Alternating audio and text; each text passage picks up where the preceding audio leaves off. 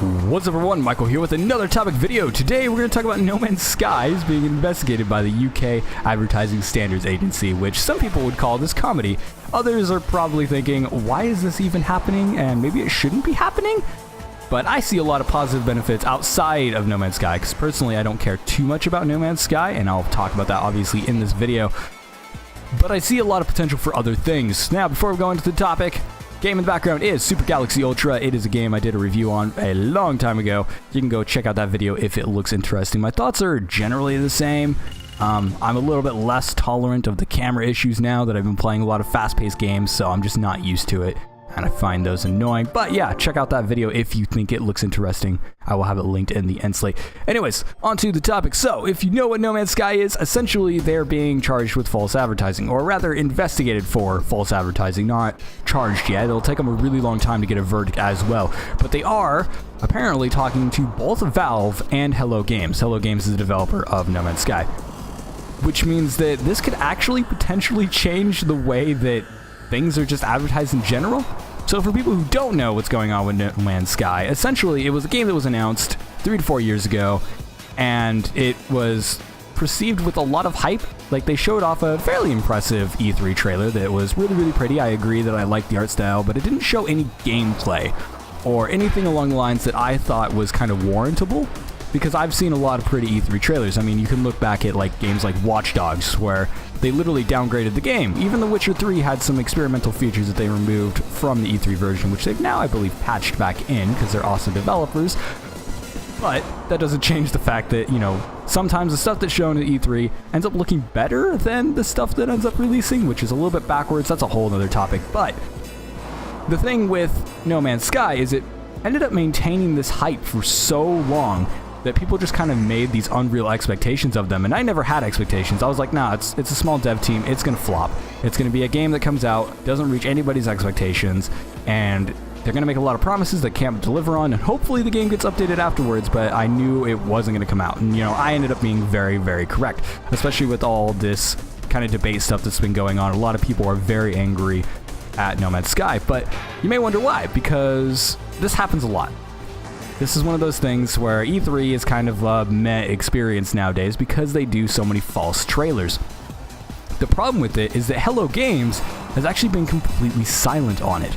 Well, not completely silent, they've said a few things now. However, the amount of silence has actually preceded the fact that they were just outright lying, and they've also been refusing to change their advertising. Not publicly, but in the fact that they haven't done anything with their advertising is just kind of, you know, a key thing in it, and just like, hey, you know, if you don't stop the gun from pulling the trigger, you still pulled the trigger, if that makes sense. So basically, they're enabling this false advertising to continue, and this is why they're now being investigated. So essentially what's going on is the E3 trailer was very misrepresentative of what the final game ended up being. You know, it had more creatures, it had more stuff in it, it was different in the art style, the field of view was larger, yada yada yada, and there's tons of things. You can go look at comparison videos on your own if you're interested in that type of stuff. However, that's actually what shows on the Steam page right now, is just the E3 shot stuff, even the screenshots. There's no in-game screenshots, the UI is completely different, basically the enemies, or not enemies, but creatures that are in the game on the E3 version are not actually in the actual release game, which means that it's showing content that literally is not there. And I understand the UI stuff, and I understand the fact of early development, you know, stuff gets cut. It's the fact that they haven't updated anything about it, and they've been silent. They haven't said anything about it, and where it's like, yeah, okay, well, maybe this isn't it, and they haven't put in, like, the description warning, you know, the videos aren't up to date or anything like that. They've just been like, yeah, we'll leave it there, and it sells copies, because people will see that trailer and be like, oh man, this looks pretty, I want to play it, and then they play it, and they're like, oh, hey. And this isn't, you know, just about the whole false advertising thing, but, you know, people are also disappointed in the fact that it doesn't perform well, which they don't, you know, disregard, and you know, people have to look at the reviews for that, but not everyone looks at reviews and things. I feel that's kind of important. At least some sort of announcement saying, hey, we're fixing these problems, or something like that would be nice. I mean, even Square Enix, which released a absolutely dreadful port for Final Fantasy 13, they even said, they're like, all right, you know what, we're working on a patch. Even though, you know, the patch wasn't that great, it didn't fix all the problems, and that game still has a ton of problems. But they did say, hey, we're fixing them with these problems, and they fixed those problems, and they didn't just kind of hide it into a corner and just be silent about it and just leave things going, you know. And they actually updated their advertising to reflect that. They don't say, like, hey, we have features that we literally don't. They don't say they have online multiplayer when they don't. They don't say they have creatures that they don't, so on and so forth. So that's what's happening with the No Man's Sky thing. Now, how is this actually going to affect things? Well, there's two things that could end up happening, or I guess three. Now, number one, this could end up scaring Hello Games, and if they want to keep any type of, you know, credible reputation within the dev world, they're going to need to change their advertising. They're going to need to change their attitude. They're going to need to say something, you know, something along the lines. Maybe they have, since I've seen the news. I'm releasing this video a little bit late because of recording problems, but, you know, maybe they have now, but basically they have to do something. So that's one thing. Number two is this could actually end up making them forced. Like, let's say this end up trial goes through or whatever, and they say, hey, yeah, this is false advertising, which it is. It quite frankly is. Then they're going to be forced to change it, and this is also going to put pressure on Valve to make other devs change it, which is actually going to be an incredibly huge thing. Like, having all these kind of false advertising on Steam, like, there's tons of it. There's tons of games to where they do not have stuff that actually represents the game, and they might actually have to make a rule for that if this ends up following through. The next one, the kind of third and final kind of big extreme one, is this could actually push a lot more onto other developers as well, not just on Steam, but in general. And this might actually put pressure on the whole E3 sort of, I guess, motives and pressuring, like, the kind of stuff that they release at E3. Because if this ends up becoming popular, which it's not particularly popular with users. I'll talk about that a little bit in a minute. But what this could potentially do is add incentives for, you know, publishers to not just show off giant pretty trailers and actually show the game, which I would personally love. I actually like gameplay trailers, and me and my friend James from the Classic Cast were actually talking a little bit about how gaming advertising is kind of strange in the fact that it's hard to false advertise a game because, you know, we have gameplay trailers. Like, video games are so centered around the gameplay and what you do that making a false advertisement is kind of difficult. And Hello Games actually achieved something by just making a pretty trailer, but they never actually showed gameplay per se. It was more about what they said in interviews and things with that. And they used that to advertise their game. They used interviews and quotes. They linked it in their Steam description and such as that. So it's kind of like one of those situations to where, you know, was that technically advertising? Was it technically not? But it's definitely going to end up pushing, like, if it goes through and ends up actually affecting somebody, you know, it's going to go through one of these situations to where it's going to pressure other developers to be more honest or at least more careful. You know, I can understand the whole promising features and then not getting them out. I mean, hell, I've promised things in my projects before and just ended up not being able to deliver. It's a fact of creating things. You know, you can't be 100% perfect. And there's going to be things that just happen unexpectedly. Maybe some things don't work. Like, let's say you're working on a game project and let's say you wanted it to be open world, but open world just ends up not working for your platform. Then you'll just be like, all right, well, the game has to be something different. I understand that. However, the silence afterwards and the non-correction of it is actually what bothers me the most. And that's what's happening with a lot of developers right now, is that a lot of stuff doesn't get updated properly, as in the information on things don't get updated properly. And once again, I understand it. It's not exactly going to be in your best interest to just go through and update a bunch of stuff. But, you know, once again, it just has to be clear to who's purchasing the game. Like, what are they actually purchasing? You can't just have a picture of a cat and be like, yeah, I'm buying a cat game, when it's really about dragons. I mean, I'd be okay with that. I'm okay with dragon games. But at the same time, you know, that's not what I was looking to purchase in the first place. I wanted that cat game. So that's one of those things where, you know, I hope it kind of has an effect. But at the same time, I also see some negative side effects to where this could end up scaring a lot of pre-release information. Like, people might be, or developers might be more silent about things because they don't want to overpromise.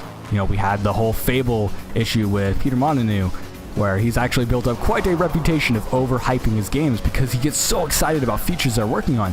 And some of them just might not end up living up to expectation. Some of them just might not work on a game design level, you know, so on and so forth. And the games end up under-delivering on people's expectations.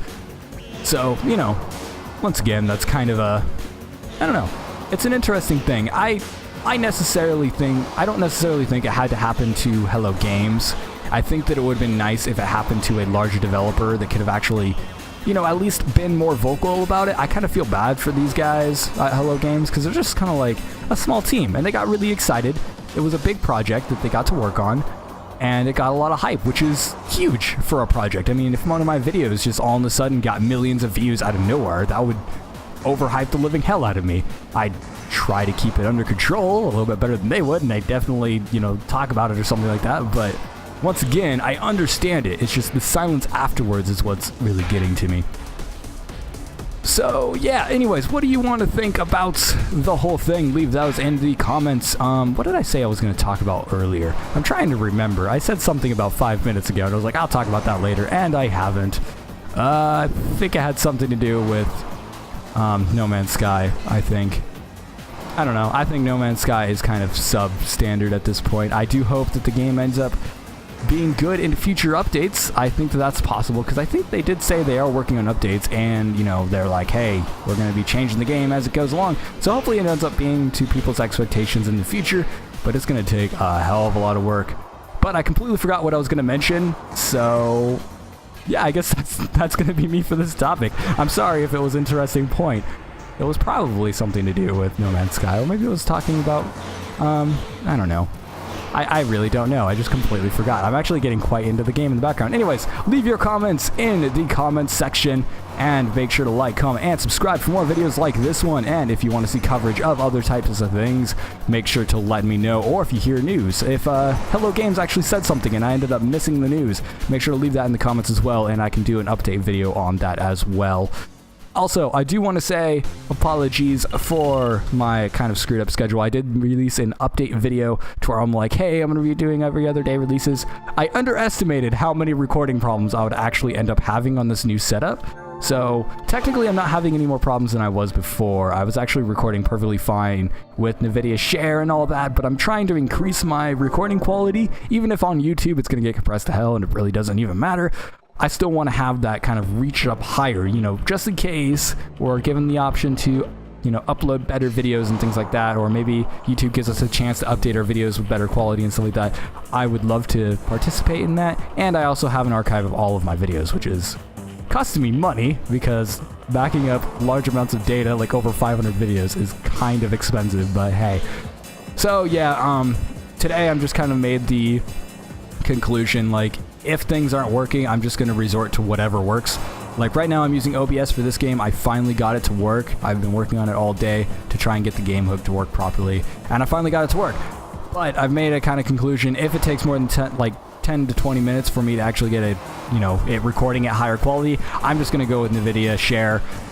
Regardless, all of my videos, even with NVIDIA Share, which has been called Shadowplay before, just so that everyone knows, everything is actually going to be still higher quality. Like the NVIDIA Share stuff is a higher bitrate and everything, since the NVIDIA codec on the 1070 is actually higher than the 660 that I was using before. So that's a thing that's pretty nice. But it'll be kind of inconsistent here and there. I know for reviews I'm going to get a higher quality one working, whether it's OBS, DxTory, or some other solution I end up finding.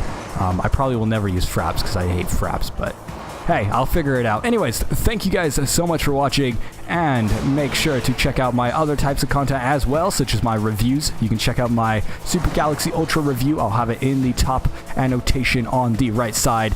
You can end up looking at that, and you can also find a link in the description to the store page if you want to check it out. It's not a perfect game, but I do enjoy it quite a bit. You'll see that it has a few camera issues here and there, and the controls feel a little bit wonky at times, but it's fairly enjoyable, and I feel like it's fairly original.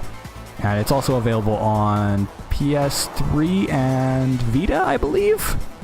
I don't know. You can find it on the store page. Anyways, I will see you guys in the next video.